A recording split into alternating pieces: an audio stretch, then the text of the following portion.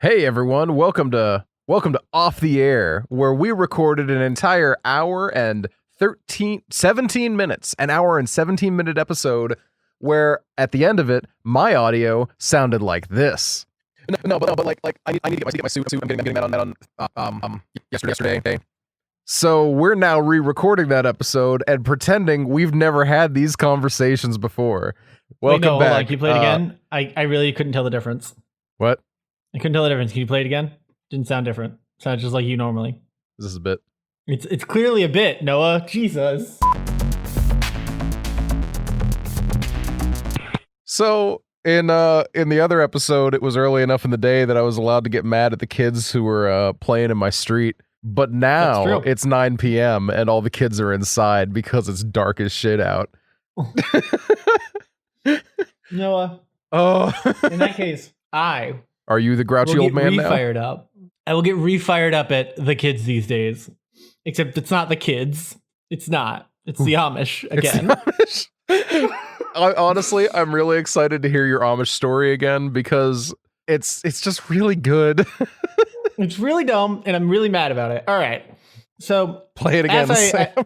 We're just going to do that before we repeat any of the conversations we had. Just play it again, Sam. I need you to get a little old-timey filter on that. Just play it again, Sam. What if I just Suzuki Joe at me like, we can play it again for only $2,999 right here.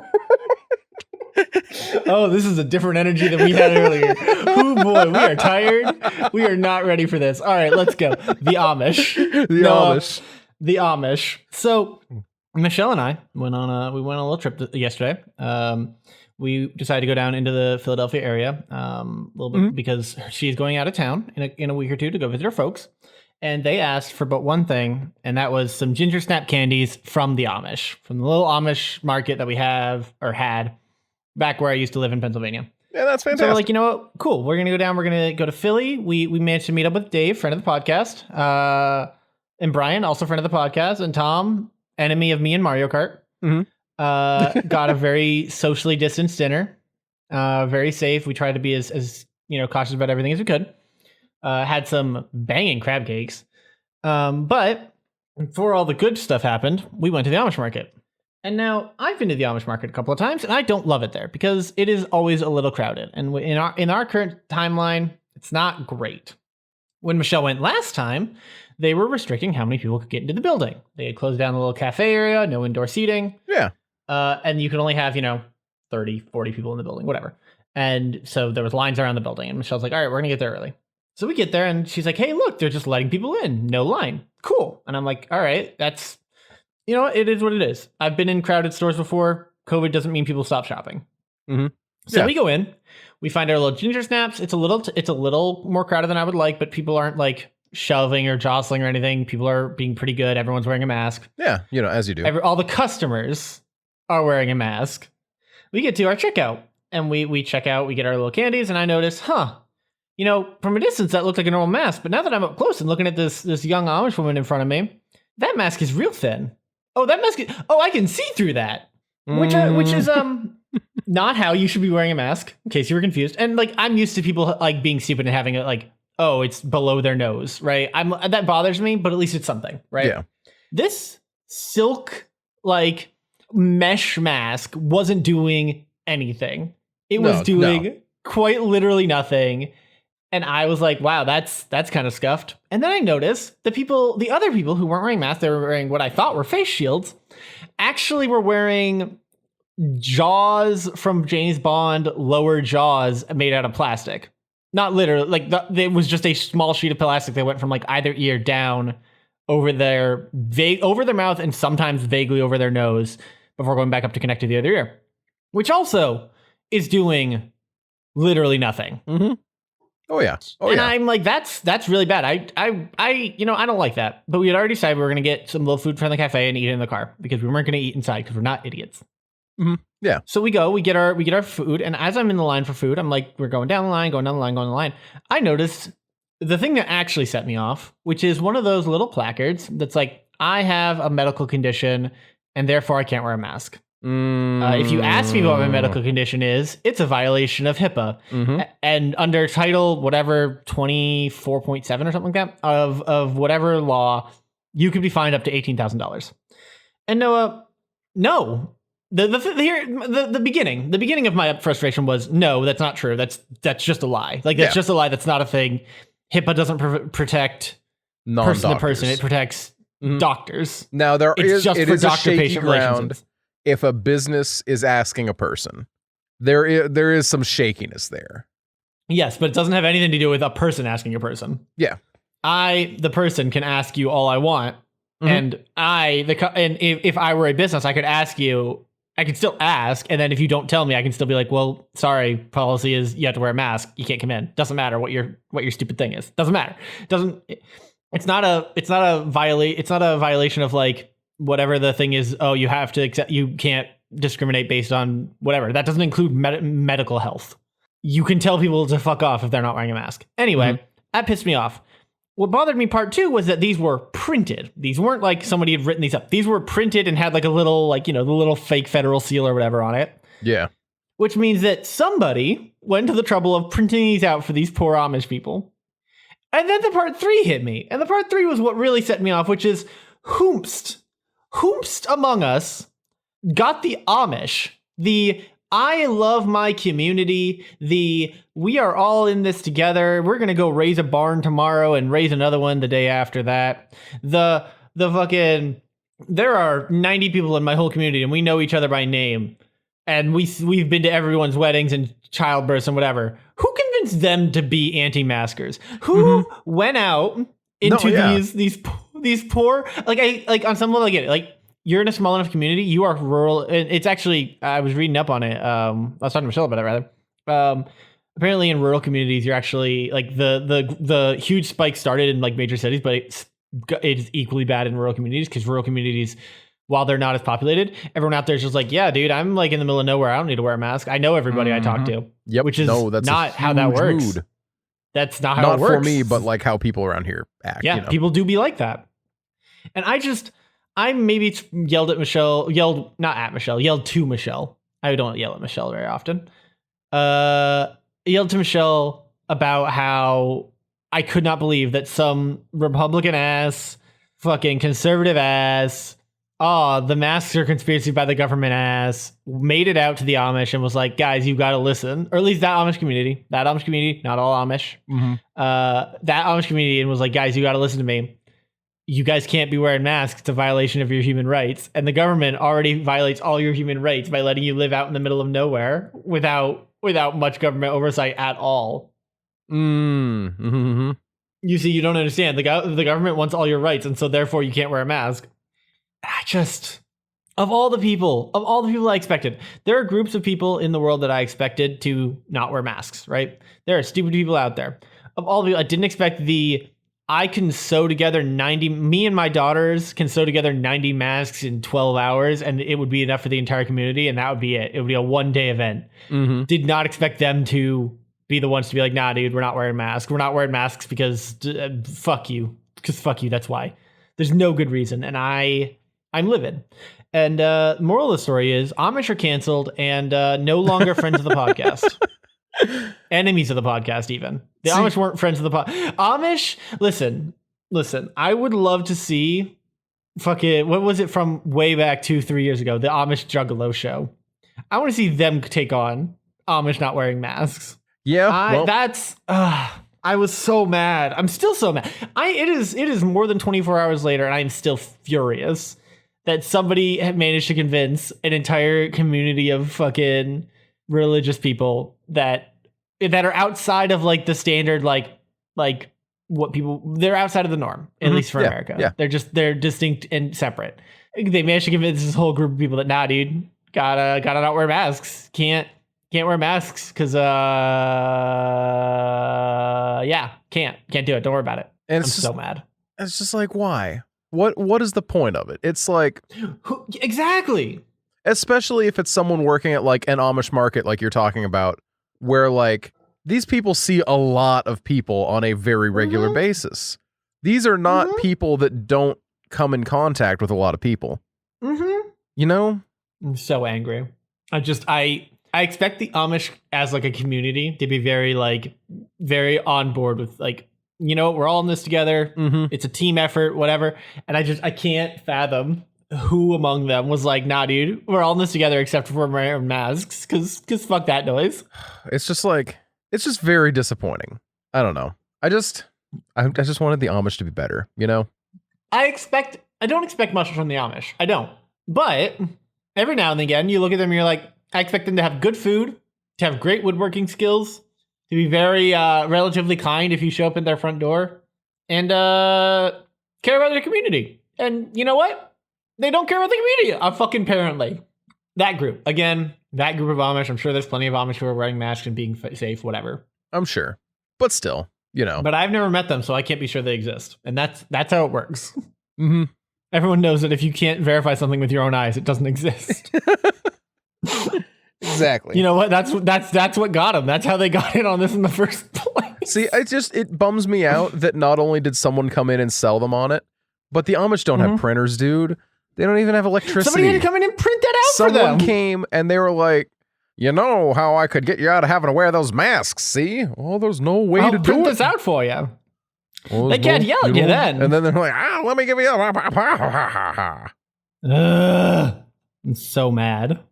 I just expect the Amish to be better. And I don't know why I expect that. Because as you pointed out last time, the Amish do be having some problems. But I don't know. When it comes to community, I expect them to be like, nah, dude, we're all about that community lifestyle. We're all about, you know what? They're fucking, what's his name from Fast and Furious. It's about family. That's what I expect. And you know what? When I don't get that, I feel disappointed. I feel cheated out of my Amish experience. It turns out Vin Diesel isn't Amish after all. That's my new show, The Amish Experience. So actually, it's really funny that you mention a way that I could bring Vin Diesel into the conversation. Oh, okay. Go on. I'm here for this. Let me see. Where is it? Okay. So I got a text the other night. Friday night, 10 p.m. I get this text saying, hey, got a quick question.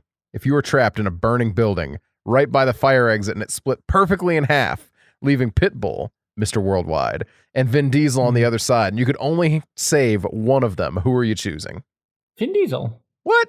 What has Mr. Worldwide ever done for anybody? Okay, so here's the thing. I said Mr. Worldwide, hands down. Vin's great, all right? But he didn't write Don't Stop the Party. I don't have an argument for that, and I don't like that I don't have an argument for that. I'm just telling you, like, we got Vin's contributions to the world, right? He's made his Fasts, he's made his Furious, but he's made Too Fast, Too Furious, but Pitbull could make another Don't Stop the Party. Could he? Vin's just churning out Fast and Furious after Fast and Furious. He's played out. What do you want? You want another Triple X movie? Those suck ass from what I hear. I haven't seen them. But like nice recovery. Thanks.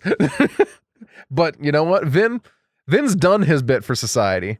Also, Vin's kind of like creepy and womanizing, whereas Mr. Worldwide that he's toned that down a lot and as society's evolved, I assumed that Vin has as well. But I agree. Okay, so firstly, when he was giving these interviews, when he was like that, society had evolved past that. Well, yes, but you understand what I mean by that. Like, yes, yeah. things were okay. There was a time in history where womanizing and like gross men were not socially acceptable. I mean, they've never been, but we're not. No, yeah, we're not socially acceptable, rather not morally acceptable, which they've never been morally acceptable. But yet they still appeared everywhere, and I feel like Vin Diesel evolved during that time. Then again, what do I know? I don't know. I haven't met Vin. Maybe Vin Diesel's still a douche. That'd be sad. That would make me actually genuinely honestly, sad. From what I hear, he's just got massive boomer energy. Oh no, that's worse.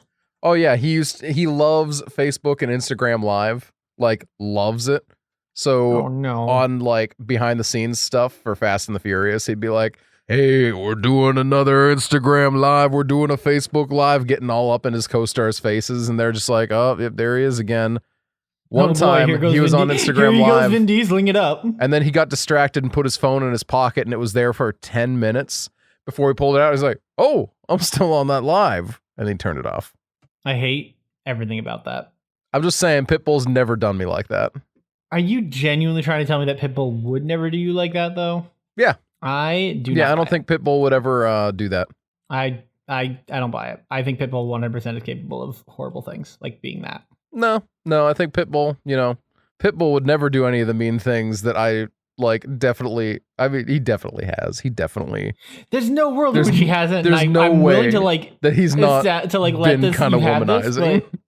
Yeah, exactly. There's but no also, way. Don't Stop the Party is definitely better than other stuff than Fast and the Furious.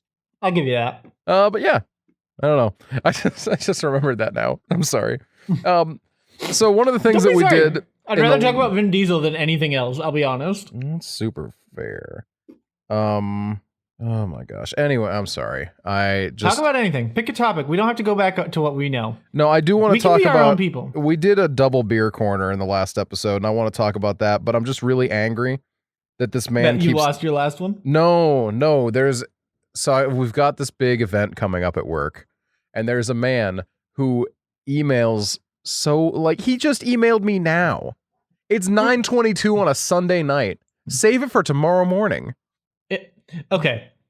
I need some backup on this because I feel like I will not send work emails or make work calls after 5 p.m. No. Unless it is specifically a project that I know I need to talk to them about before tomorrow. Well, if it's between the hours of 8 a.m. and 5 p.m., 100% available. You hit me up for whatever you want. I am there. After 5 p.m., I don't even like calling customer service lines after 5 p.m. Mm-hmm. Now, here's the thing. If I can help it, I'll take care of that during the day. I don't mind him because my cutoff, since I know my office works till 6, I will be comfortable enough. A lot of people do, at least. I will be comfortable enough sending an email until 7 p.m., Mm-hmm. Hella valid. But that's it, right? I'm not going to send a work email past 7 p.m. And I only will send that to certain people. And I'm never going to text or call people about work that late unless it is a very time sensitive thing. Now, granted, this event is happening the day after my wedding. I got ramped into it because of my position at the freaking place. I can't get out of it. It's simply life, whatever. I understand that. That's fine. But here's the thing, right? This man sent me 2 emails, 2 separate email chains I got sent at this time of night. I know I'm not too available over the weekend because I only hold office hours for Tuesday, Wednesday, Thursday, and 3 hours on Sunday. But that doesn't mean that you can email me at 9:20 p.m. on a Sunday night. But anyway. Absolutely no. But I don't want to talk about that. I want to talk about the beer corner that we missed out on. The double beer corner. The rare and elusive double beer corner. The very rare and elusive double beer corner. Because Dan and I both came in here and we were like, hey, got a beer corner. And we were like, oh, no way. I got a beer corner. I made a lot of claims about how I was just objectively better than Jackson in every way. And then Noah said, Dan, you can't say that on the podcast. And I said, watch me. And it is true. He can't say that. Not anymore. I just can't. But so I got a Southern Tier, what is it? New Juice IPA, NU Juice IPA. Mm-hmm. Now like I said, I'm not usually a huge fan of juicy IPAs, but I got this in a big box set. It was the Southern Tier overpacked pack. I guess I don't actually know what to call it. Come to think of it now, but you get 5 varieties of beer, 3 cans of each. So I have 3 of their double IPAs, of their what is it? Juicy Haze. Oh, holy shit. My brain has turned off. I apologize. There's 5 types of beers. One of them was New Juice IPA. I only got it because it was in the set. I wouldn't have got it myself, most likely. However, as it turns out, 'twas quite good. Was? Yeah. Kind of bitter like you expect most IPAs to be, but it wasn't bitter and inedible, undrinkable, that kind of thing. It wasn't awful. But I don't know, I would happily drink it again, especially cold. I like really cold IPAs. I couldn't drink an entire glass of an IPA because it will get too warm for me. Mm-hmm. Ales and stuff, I don't mind if they get a little bit warmer, but IPAs, they're just a little bit rough. Know what I'm saying? Yeah, I see you. I got you. So yeah. And I had something that transitioned out of that, but I would like to hear about your beer corner first. Because, I mean, while we're here, fair. we may as well hear That is about very it. fair. Yeah. I got, from seeing friend of the podcast, Dave, he had 2 beers for me. I mean, two cans of the same beer for me that are apparently a Philadelphia exclusive. They're called Philly Weiss. And they are and I quote, blueberry Berliner Weiss. And I don't know what that means, but I do know it is a tasty, tasty beer. I don't like beer. It's got a really nice tart, like starting flavor, and then which kind of fades off into like this blueberry aftertaste. It's a little weedy. Michelle can't drink it because it's got a little too much of that big weed energy, and she can't, like, it makes her throat get all fucked up. But genuinely was very, very, very pleased. I actually just finished it off before we started the second can off before we started recording the second time. I started the first can when we started recording the first time. Oh, and dude, a Berliner Weiss. That's a Berlin White. Yes. It is just about the fact that it's cloudy. Cloudy. Okay. Well, a Berlin White is at least. Well, it does say this is their version of one. It's our spin on the classic. Mm-hmm. Yeah, just whatever that means. A wheat beer. Good ass wheat beer. It is a tart ale. Mm-hmm. Very tasty. Very tasty. Really cool can design. That was the thing that I was like, dang, that's neat. I did like the can design. Here, let's call that up again. The can again. design is very like. Where is it? Where did I put it? Should All be right, so right in our chat. Like we did. It was just a few hours ago. I was 3 or 4 tabs away. That was the problem. So the thing I love about this is, firstly, the label 80s is all hell. It looks like it's the most 80s. It looks like that. What is it? At least you tried meme. What is that format right now? Retrowave. Yeah. Retrowave, synthwave. It's like both a vaporwave. Mm-hmm. It's a wave aesthetic. It's the 80s. It's that 80s retro, like neon sunset aesthetic. And one of my favorite things that they do with this style of design is they take a statue and then they put something over the eyes. You know, block of text, just a stripe of color. In this one, it is a statue of Rocky, and over his eyes, it just says "use." And I'm just like, yes. I don't know what it is about use, but I really love use. You know, I don't know why. I just really do. But you know, so shout out to Dave for giving you that one. Oh, you know, before honestly, go ahead. No, I was just gonna say, honestly, super kind of him. He hung on to it for way longer than he needed, like than I had any right to ask him to.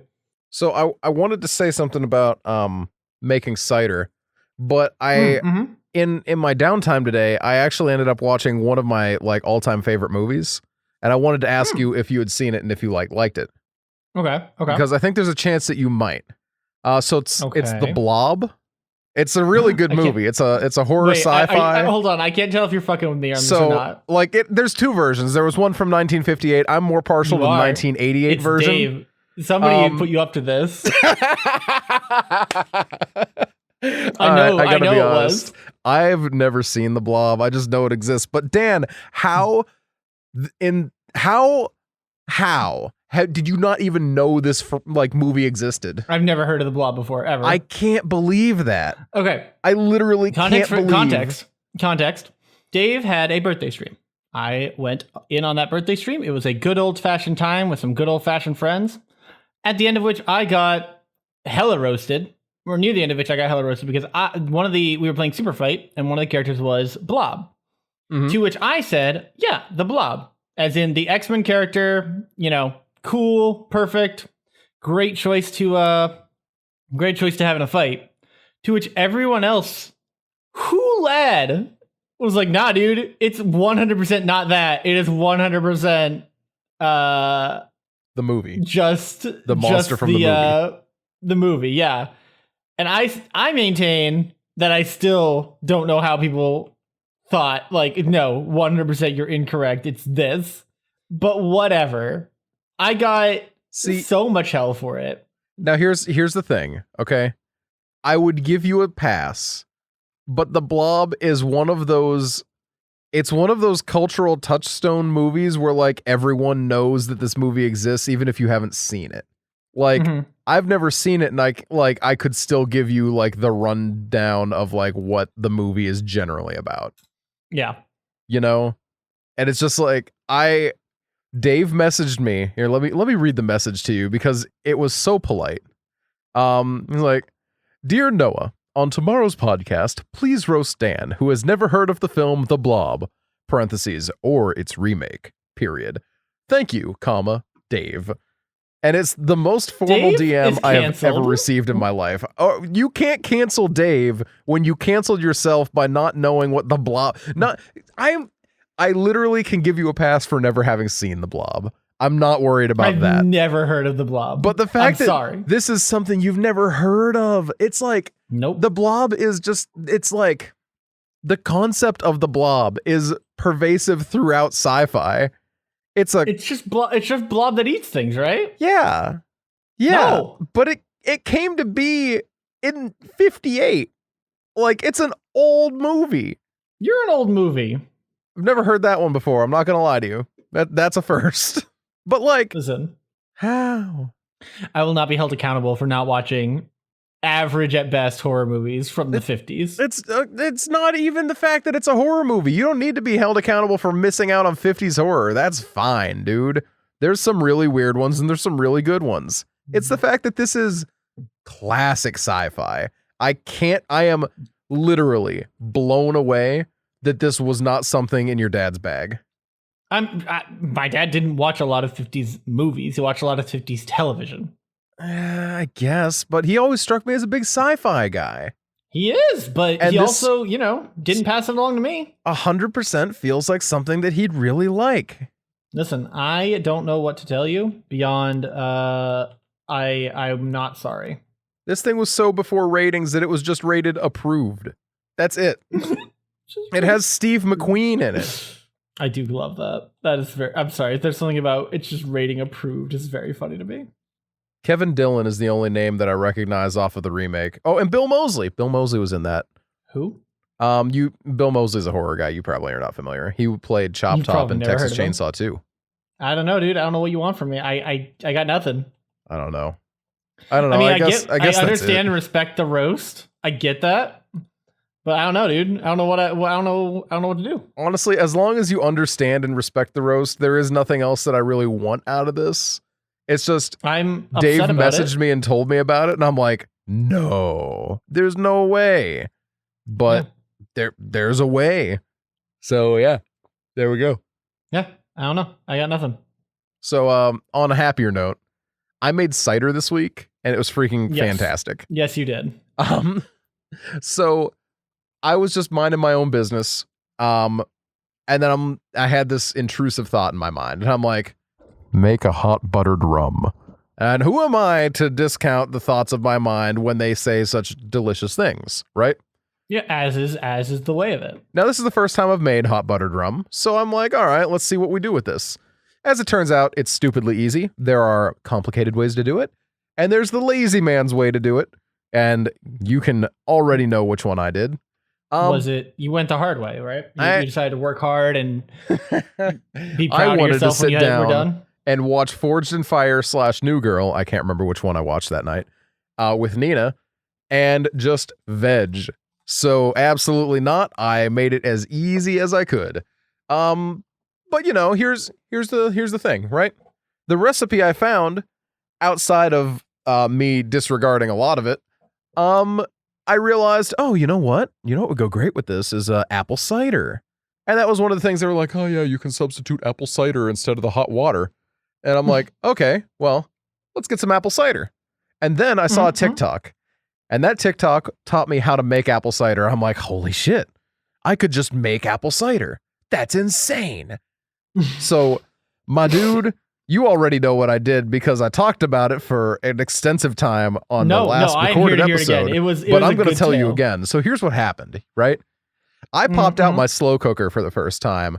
I slapped that boy on the counter and it ran on high for 10 hours. That thing has earned its place as being a good piece of kitchen equipment, in my opinion, because hoo boy, it just worked.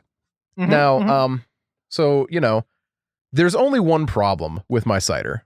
right? Like Yes. we got all the liquid out of there. I actually ended up getting some really tasty like applesauce out of it because we pushed it through a sieve here and there to try and get all the liquid out. You know how it is. Mm-hmm. But there was one thing that didn't quite work out, right? And that was fruit pectin. Apples are really high in fruit pectin. You know what fruit pectin is? It's like Jell-O. Mm-hmm. If you want to make a jelly, then you boil your berries and stuff and you cook them down. But you know what else you do? A lot of the time, you add fruit pectin because they don't have enough pectin by themselves to be a nice firm jam or preserve.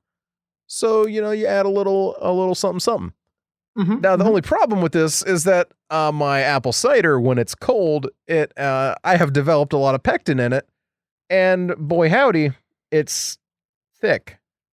But not thick in like look at all the fibers in this apple cider. No, it's thick in the sense of it is almost slimy. It's not slimy, but it is almost slimy. The good news, however, is that doesn't happen at all when it's hot. It is perfectly liquid and delightful. And just a splash of Kraken rum in there. It's just fantastic. I am so excited to combine it with with buttered rum. But, I can see it. Is But what it also, is. if I may, the more you describe this thing as thick, like actually thick, the more I hate it. No, that's very valid. I tried it again cold today, and it was not nearly as bad as I remembered it being. Well, But I'm also describing it as I remembered it being, so really I'm not doing it any favors. But that's fair. the I moral of the appreciate you story being honest with us all. is break out your slow cooker and make yourself some apple cider because it's stupid easy. Here's a question. Mhm. Here's a question. Let's hear it. Was it more? I guess the word would be financially viable. Like because you no. said you only got under a gallon. Got under a gallon, and I think buying. So no, there's some things that I bought that are not going to need to be bought every time, right? Like $5 was spent on cinnamon sticks, and objectively, I will not need to buy cinnamon sticks again for that anytime soon, right?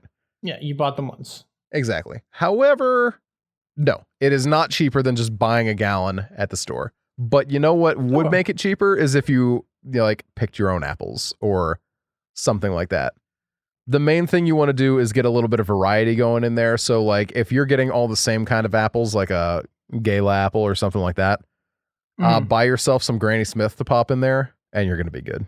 You gotta have the variety. I think honestly, we did. That's the key to making good apple anything. It's true. Hot take. No hot take. Apple pie, doesn't matter. The more different kinds of apple you add, the better it's going to taste. Yep. Apple pie, I'm a huge fan of Honeycrisp and Granny Smith because you got the sweet and you got the tart, and it works. For the cider, we did Honeycrisp, Granny Smith, Golden Delicious, I think, and Gala. And we could have gotten rid of the Golden because they really were just kind of watery. They didn't add as much to it as I was hoping to. Yeah. So, yeah, it's life. Yeah, it's life. But I'm glad. I am actually very glad it worked out for you. Me too. I am endlessly amused by because as I mentioned when we did this the first time, we gotta stop saying that. As I mentioned in the before times, I used to make cider growing up, and like I distinctly remember the amount of like absurd amount of different kinds of apples you throw into that. Like if you found an apple, throw that shit in. Doesn't matter if it's store bought, doesn't matter what it is, just throw it in because it only makes it better. There's no like, it's weird, right? Because for a lot of foods, right, as you approach different kinds, right, you will eventually theoretically hit this is the core flavor of the thing, right? Yeah. You throw enough, even if your onions are slightly differently flavored, you throw enough like yellow onions, you throw enough yellow onions in there, you're gonna come out with something that tastes like a yellow onion. Yep. Not so for apples, at least. Strawberries too. Strawberries not so. You will always have, or strawberries rather. You do run into that where like you put enough strawberries together. Doesn't matter how sweet or tart they are when they start. You eventually get down to that core strawberry flavor. Yeah, right? yeah. But for apples, you do not. You just because in most cases, especially pie, cider's a little different. Cider everything gets ground down anyway, whatever. But especially in pie, you're just gonna get more like surprise flavors as part of it. You're not going to find that core apple flavor because there's no such thing. It's just you've got all these different things combined together. Yeah. I don't know. It's really nice blending those flavors all together and just getting something that's It's like more than the sum of its parts. Exactly. Especially once you boil it with, cinnamon and cloves and nutmeg. I put peppercorns in mine too. Oh, and an orange. One orange and half the zest. Orange is the one that I'm really fascinated by because I do be like an orange like that splash of citrus in my stuff. Now there is one problem with it, I'll admit. And that problem is that it does smell like orange, and that's all that it smells like. Spicy orange. Biggest problem though. No, it's really not a huge problem. And the orange just kind of brightens the flavors up in a really pleasant way. I think we probably could have made do with just doing half an orange instead of a full orange and half the peel. But I'm not unhappy with it. No, you shouldn't be. You should be proud of this technological terror you've constructed. Oh, I am. Oh, I am quite pleased. Quite pleased indeed, yes. Lord Vader will be quite pleased by your progress. Oh, yeah. Anyway, yeah, I don't know. You know what I miss as far as Apple-based things go? Ooh, what? I miss my dad's. So let me see if I can actually find what it, because I know what it's called in. It was an apple cake. I think you've actually probably had it, Noah. Realistically, you and I have been friends for long enough. Let's see if I can find a decent recipe for it. It's just apple cake? It isn't. It's almost like a deep dish apple pie would be the best way to describe it. You get a layer of pastry on the bottom. Sweet pastry. You get a layer of sweet pastry on the bottom. You put some apples and cinnamon and some shit on top of that. You put another layer of sweet pastry in the middle. Apples and cinnamon shit on top of that. And then the last layer is the hard one, because that one you kind of have to ideally you flip it right on. It just flips up. If you made the pastry the top layer properly, it's almost like a glazed pie crust. The top layer becomes, and it's just delicious. And I know what it is. Like I can describe it to you, obviously. Yeah, I was gonna say you're doing that right now, but it's the nailing down that name. Because my dad always just called it Apfelkuchen, which is just apple cake. Let me see. Apfelkuchen. I mean, that is what it is. It is literally that. But I did it in a big Apfelkuchen. Oh, that's actually pretty close to it. Glazed apple cake. There it is. Okay. Let's see. Let me just quick read the recipe on this. I'm a huge fan of Googling Apfelkuchen. Grandma Geldner's Apfelkuchen. You know what? This is about here. I'm going to send this recipe to you. All right. In the text for voice chat. This is about as close as I can find, and this is even a cake dish. We made it in a giant 9x13. Oh, jeez. And our sides never looked that clean. Our sides always looked. It almost came out like a pie-like side, less cake-like side. But that's like what the top looked like. It had this amazing pastry glaze. It is, mwah. I love after panning down through this, the next button is old world European recipes. Mm-hmm. And it's just like, yeah, you want a tomato thing? You want braised sauerkraut spetzel?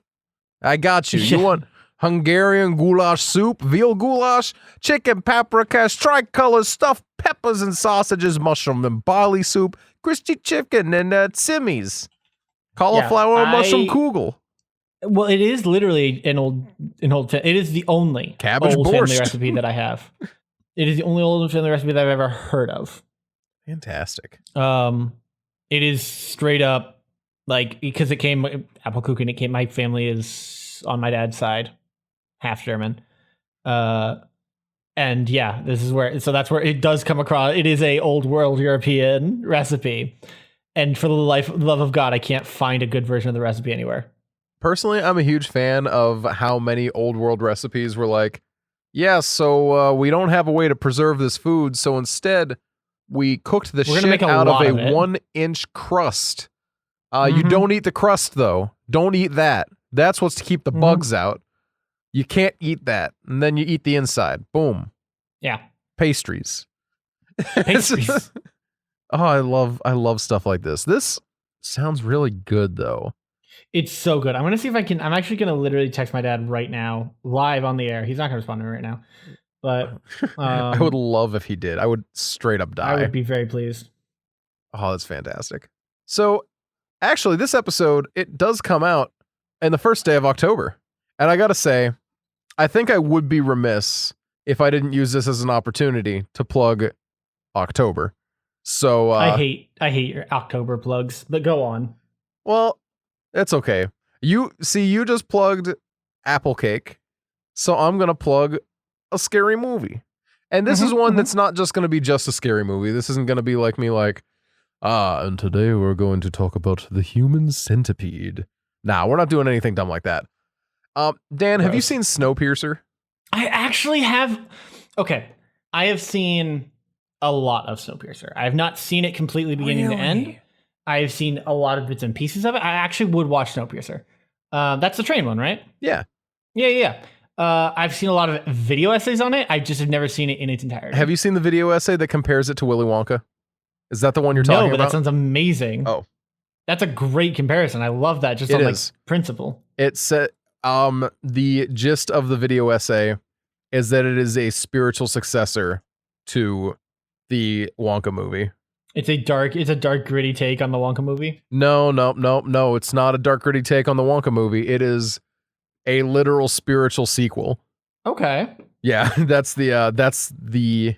I don't hate that take. I'll be honest with you. I think you would get a lot out of watching that video. I'm not going to link it to you because it's stupidly easy to find. You literally just have to go to YouTube and let's see. Noah, I'm lazy. Snowpiercer, Willy Wonka. It's like one of the first results. But Noah, I'm lazy. Well, fine. There it is. But no, Yay. it's very Noah's worth your time. fool. It's 15 minutes long. That's actually surprisingly short for a video essay. Mm-hmm. No, it's very, very short. But it is also just very good. I've never actually seen any of the rest of this guy's stuff, so I don't know if any of the rest of his stuff is any good. Mm-hmm. But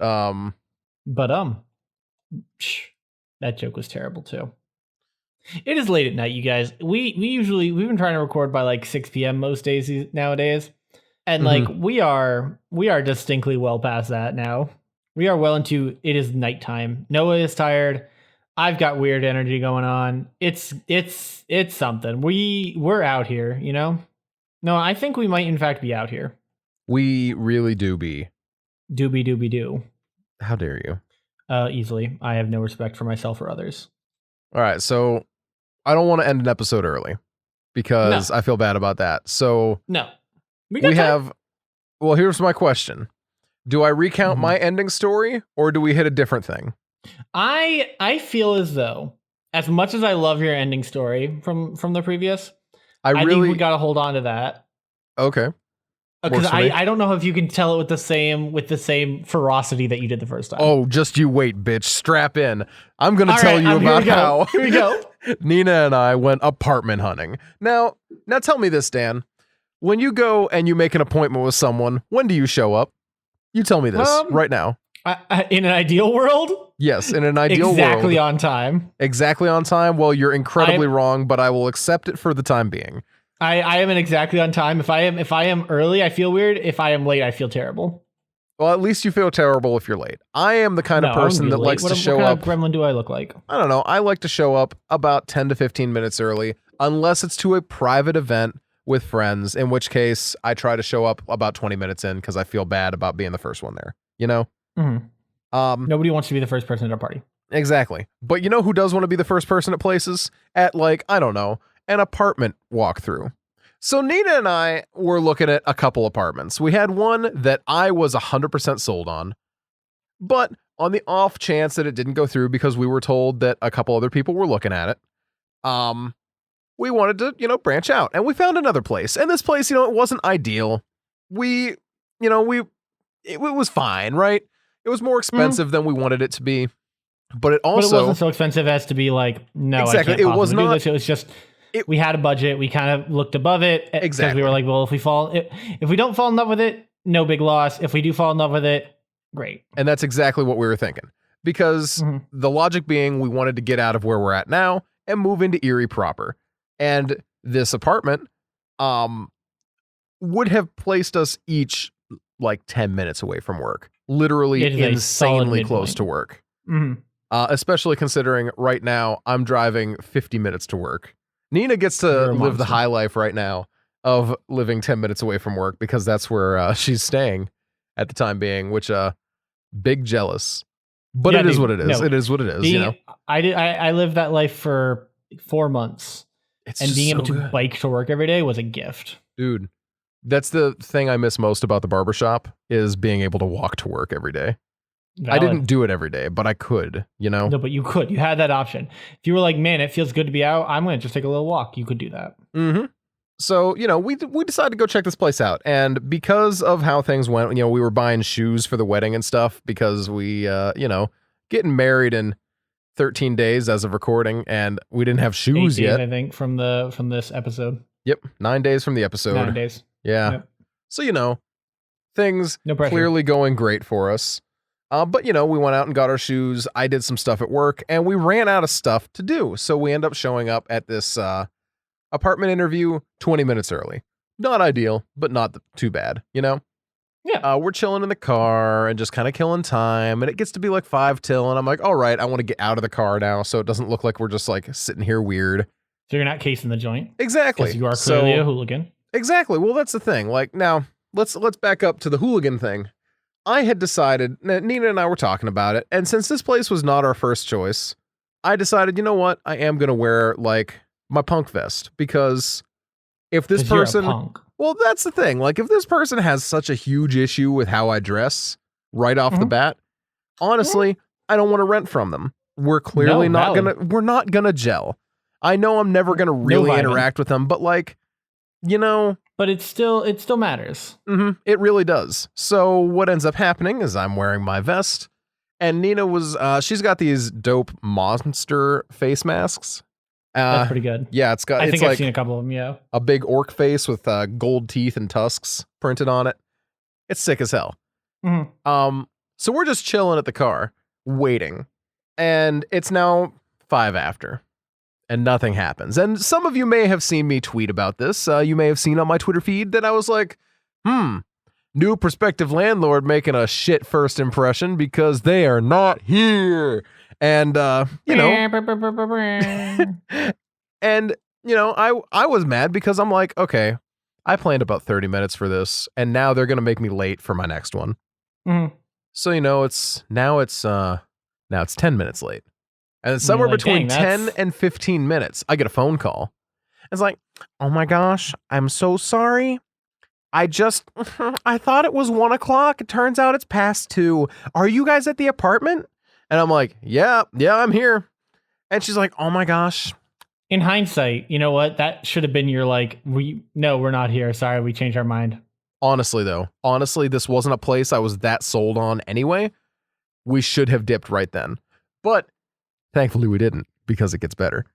So what ends up happening is I'm like, yeah, we're still here. And she's like, oh my gosh, I'll be there in about 5 minutes. Is that okay? And I'm like, yeah, that's fine. Well, imagine if you'd been like, no, actually, I need you here in 1 minute or we are walking away. Dude, it's literally though, like the 20 minutes before, jokes aside, not her it's very fault, frustrating. and that is okay. That is totally fine. But the 15 or 20 minutes after that, that was not okay. You've been waiting here for 40 minutes now. For context, I've been waiting here for 40 minutes now. Exactly. And doesn't matter that some of that was my own fault, because everything after that was not. It's not your fault. You're not to blame. So we get inside, right? We finally get inside this place, and wait, no, I'm jumping a step. She gets there, and we realize right away she's going to be, not to drop the hard K, but she's a Karen-y type. Can't yeah, say that. But I did. She rolls up. She's clearly like that, and Nina ditches her mask for a plain blue mask that she has in my car as a spare. I love that. I love so much that Nina had the foresight to be like, you know what? I can already tell where this is going. We're gonna cut this one off at the pass. Yep, she did. Shout out to Nina for being the big brain of the operation. Honestly, right? So she had her vest there as well, but it was too hot because you know, it got hot over the course of the day. Wow, imagine being warm. Right. So yeah, you know, Erie of all places. We are there, and we're looking at the place, and this lady gets out of the car and is immediately less pleasant than she was on the phone. And I'm like, okay, well, this isn't going to be great. And we go inside the house and she's pointing around at the kitchen. I'm like, ooh, I like this kitchen. It's a big kitchen, you know? Ooh, And she's kitchen. just like, we have all new flooring. The cabinets are refurbished, blah, blah, blah, blah, blah. It's an old stove, but it's still a gas stove, and that's good. And I'm like, I do love a gas stove. And so we head down to the basement. And she's like, so why is it that you can't move until January? Are you in a lease? And I'm like, yeah, I'm in a lease, but I'm trying to get out of it right now. Now, in hindsight, this was a mistake. I will fully admit that's on me. That's bad. Because what I should have done was exactly what I did, but then also explain that as of January, I will have been renting here for 2.5+ years. You know? So like, that's okay. That's okay. I made a little bit of a mistake, but we were gonna keep rolling with it.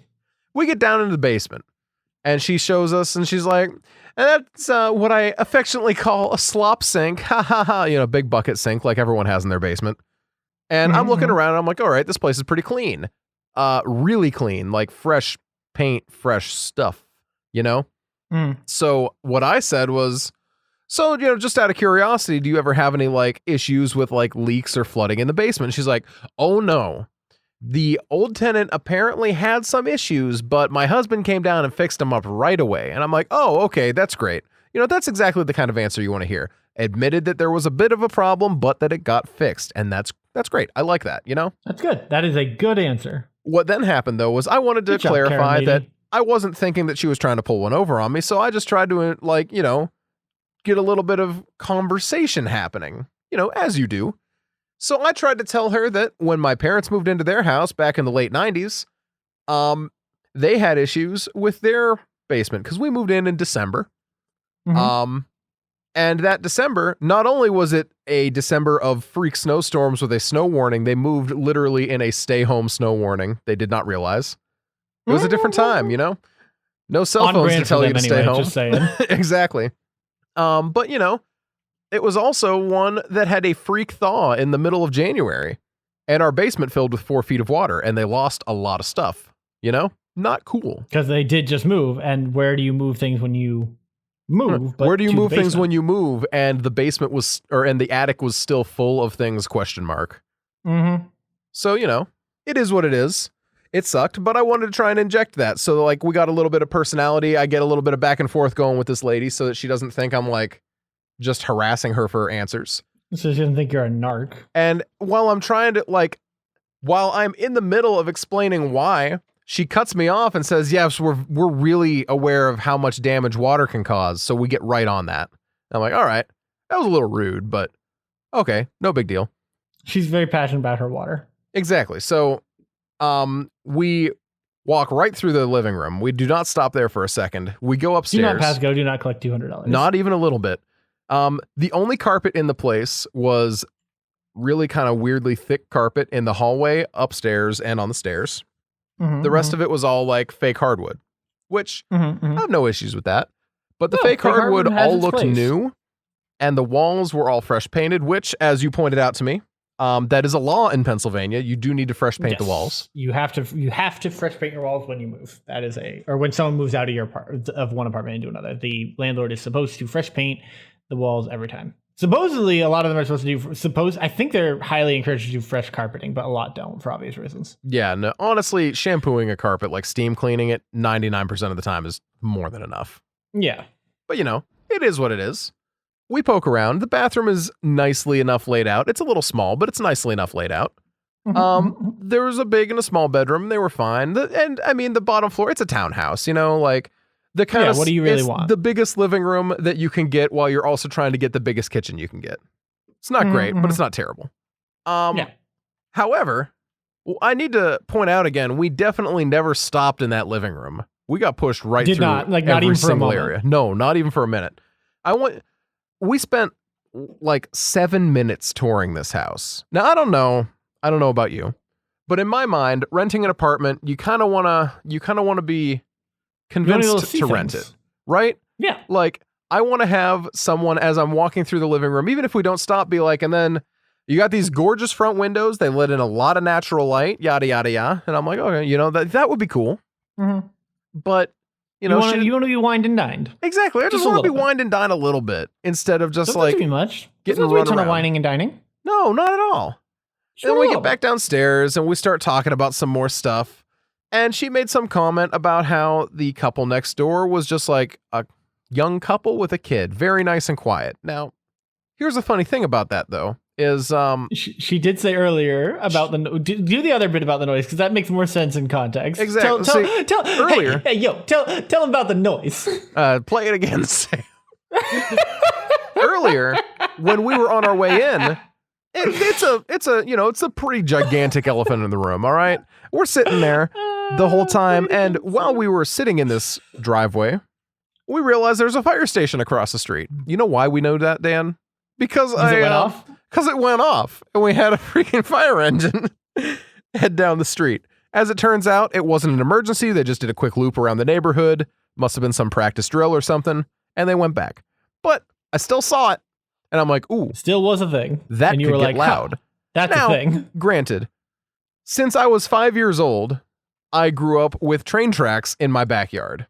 You know, freight trains coming through all hours of the night and day. Not a big deal. Mm-hmm. Freight trains, oddly, not giving a fuck. Exactly. Who could have thought? Dude, since I moved out here, I live across the street from a steel foundry. I live right behind one of the two fire departments in town and the local police station. I'm not a stranger to noise around me. You know, like you really do get used to it. What I don't want to be told when I ask about the volume of the fire station next door is, well, I've never lived here, so I don't know. But when my husband and I were a new couple, we had a house next to local high school. And they had a football team that practiced every weekend, and they had a marching band, and they practiced all the time. It was very loud. Honestly, you just get used to the noise, which... The worst answer. I know that. I'm very aware of that. I have established that. I am aware. But that's not the answer you get to tell me. You can tell me, honestly, I'm not really sure, but I've never heard any complaints about it. You can say that. That's totally okay. Valid. That's actually a really solid answer. Yeah. Because you know what? I don't expect you to have lived in all your freaking houses. That's fine. That would be weird. It would actually make me more uncomfortable if that was the case. Exactly. So now I want you to remember now, the couple with the really quiet kid, apparently. How does she know they're a quiet couple? You know? Yes. I hadn't heard anything in the time we were walking around the house, but like I saw the kid's toys in the backyard. That's a young kid. That's a real young kid. That's a kid. That's a child. Mm-hmm. He's like somewhere in the range of 3 to 7. That's a loud kid. Yeah, kids do be loud. Mm-hmm. And I don't mind it. Little known fact about children. Sometimes kids be loud. What? What? So, you know, we're going through this. And this is where I'm starting to get the vibe that she really doesn't like me. Because, and this is Nina's take on it, and I couldn't agree more. She started to sound offended that I had standards, which it is what it is. Maybe you don't expect someone who looks kind of grungy to have standards, but I do. You know, I don't live in a gutter. I live in a house. You weren't born in a barn? Exactly. Like, probably. You know how it be. Listen, sometimes barns be out here livable. Like, what are you going to do? What are you going to do when your barn is livable? Now, the application had some confusing verbiage on it. And there's some things that I really didn't like on it as well. So I know it's within their right, but I didn't enjoy the fact that they asked a question about my financial reserves. That one felt a little probing to me. Technically legal, but a really scummy move, you know? I'm everywhere I've ever applied to ask the same question, so I totally agree that it is kind of invading privacy, but also that one I'm going to be like, that's normal. They ask all sorts of financial questions all the time. Well, on that note, I mean, like, that's fine, but for the kind of a place it was, that's where I draw the line of, hey, come on now. That's come on now. Don't be this way. Don't be that guy. Because like I get it for like a nicer place, like you know, you do what you got to do to make sure you're keeping quality people in your quality building. But this wasn't a quality building. It was just a kind of higher priced building, and not even a very high priced building, you know? Yeah. And I wanted a clarification. Qualification, holy shit. And as I said qualification, I thought of koalas. And You want my a whole brain is qualification, just yes, falling yes, yes. apart. But, as a clarification, there was A one classic thing. qualification. There was one spot that was asking about my monthly income, which is weird because I was also required to include a copy of a pay stub and my work information. So they already would have had this. They should have had all this, yeah.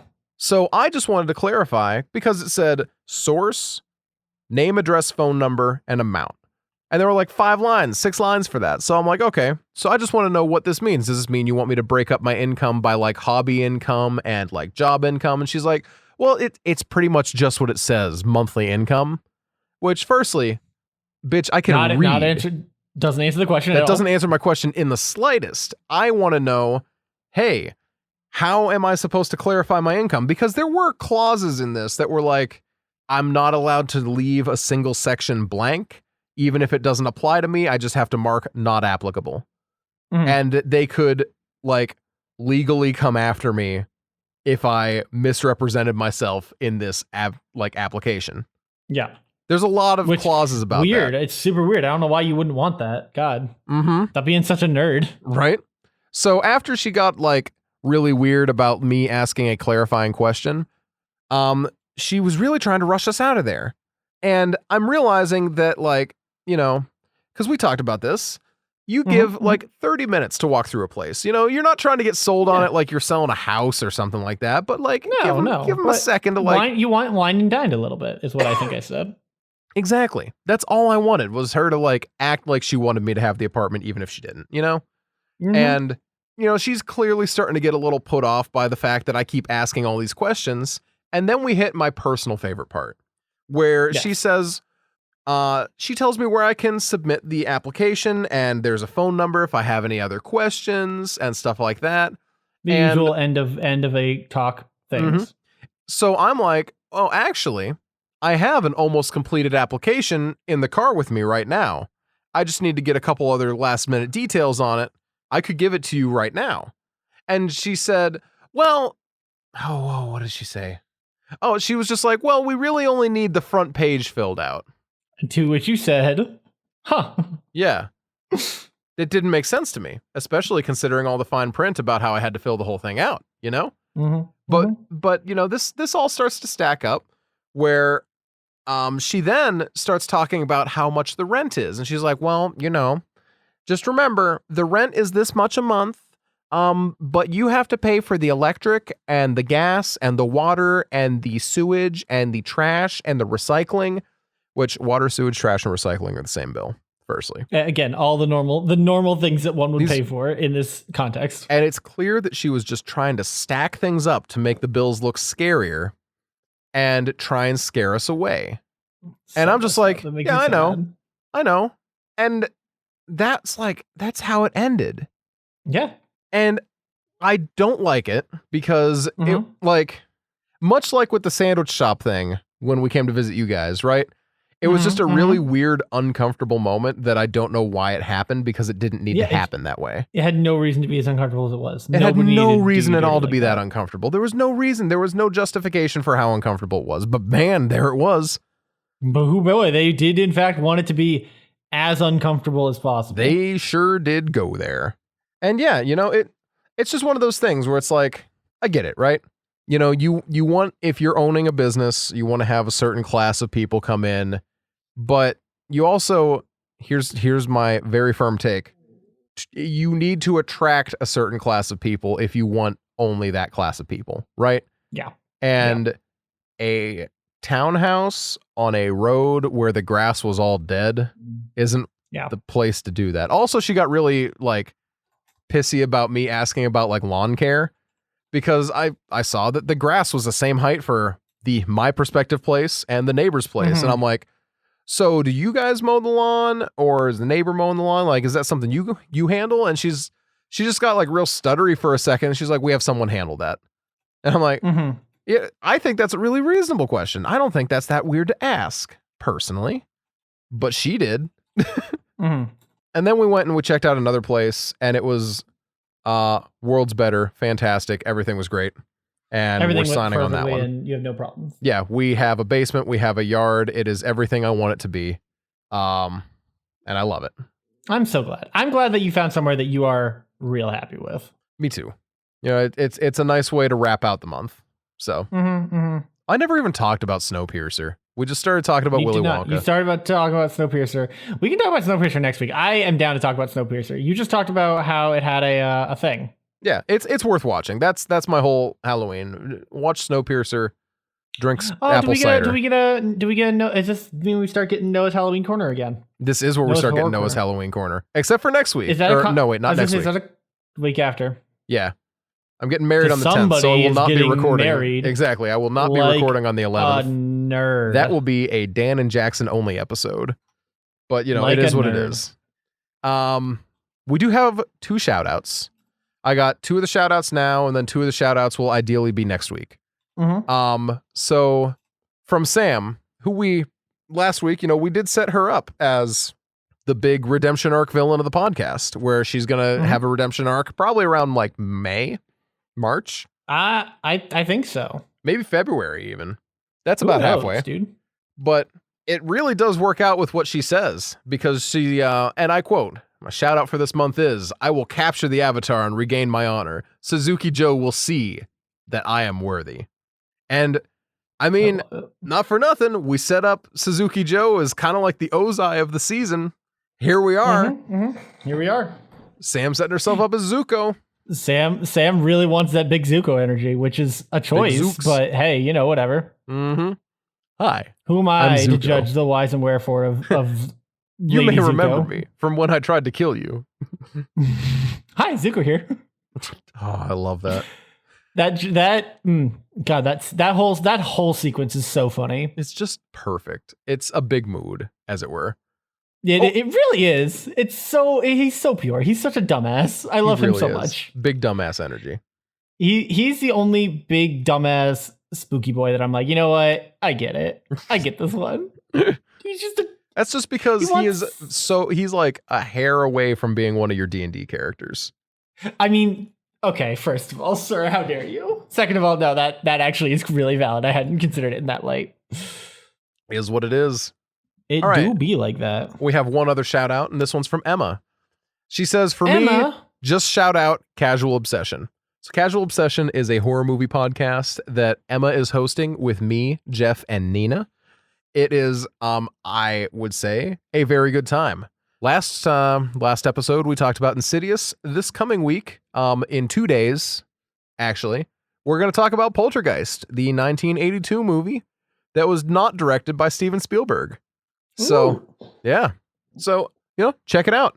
We are on Twitter and Facebook at Casual Horror Pod. You can find us on Anchor, who's distributing us all over the place, or you can find us on something like, you know, Apple Podcasts, Google Podcasts, or Spotify, which is actually a lead into the big announcement this week. Off the Air is officially on Spotify now. Off the Air is here. We're on the big green thing. Here we are. The big green. That's what you're going with. That's what I'm going with. The big green thing. I hate you. Yep. I'm glad I can do it for you. You do not in fact do it for me. Because that is the problem. Just absolute dog shit at naming podcasts. To find Off the Air, you're actually probably going to have to search an episode name. Because that just be how it is. But it do be like that.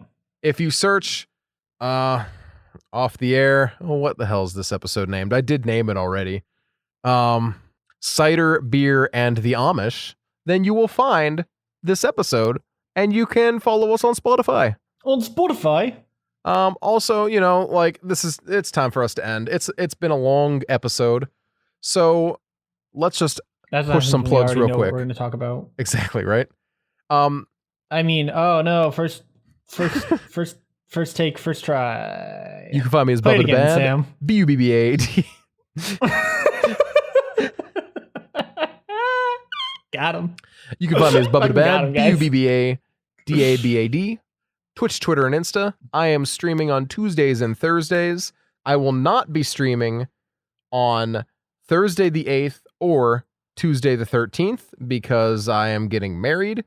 So that's priorities Weird and all that flex, kind of but stuff. Okay. I know, right? So yeah. Why you gotta make it weird? No. Why you gotta make it always about? Why is it always gotta be about you? Well, shut up, Born to Rule. Tell me where you're at. I'm at twitch.tv/born-to-rule, where I am streaming on Tuesdays. We are doing GTA. Today, actually, earlier this afternoon, we did a top secret stream where we finished up Pacific Standard. We are starting on the Doomsday heist, which is exciting. Ooh. Immediately after that, we are going on towards the Diamond Casino, which is doubly exciting. I'm also doing streaming on Thursdays with my boy Noah. Where we are doing Terraria. We beat the crap out of the Wall of Flesh. We're in hard mode now. We finally got stuff to do. We killed a giant Devourer of Worlds, giant metal worm. Cool, Yeah, we did. Good times. And then on Saturday, we are doing, I'm still doing No Man's Sky pretty late in the evening with Cap, where we are doing Empire versus other people. Nice. Empire versus the people around them. You said No Man's Sky. I did say No Man's Sky. I meant Total War Warhammer. No, I've been thinking about No Man's Sky lately because a massive update dropped recently. I remember you saying it's massive- like, you know what? I think you said it on stream, but you said it was the biggest redemption arc in video game history. It is. No Man's Sky is the biggest redemption arc in video game history, and I will go so far as to say No Man's Sky is one of the best space games out there. And I'd love to hear it, but not today. Next time. Tune in next time to hear Dan say. Yeah, Patreon.com/off the air. Yeah, and exactly. Facebook.com/OTA podcast, Twitter.com @TheOffTheAir. If you want to support us monetarily, Patreon is the way to do it. If you want to just support us in general, please, even if you don't listen on Apple Podcasts, please review us on Apple Podcasts. It helps us in the analytics and how it pushes things. Help us beat that algorithm. And Let's beat that algorithm meat. On YouTube, smack that MF and like button and subscribe and share. Sharing is the big one. That's Sharing is the the one that big one. actually helps. So, yeah. Everything else is great, but sharing actually helps. Dab. We're off the air and we're bad at ending episodes. Bye.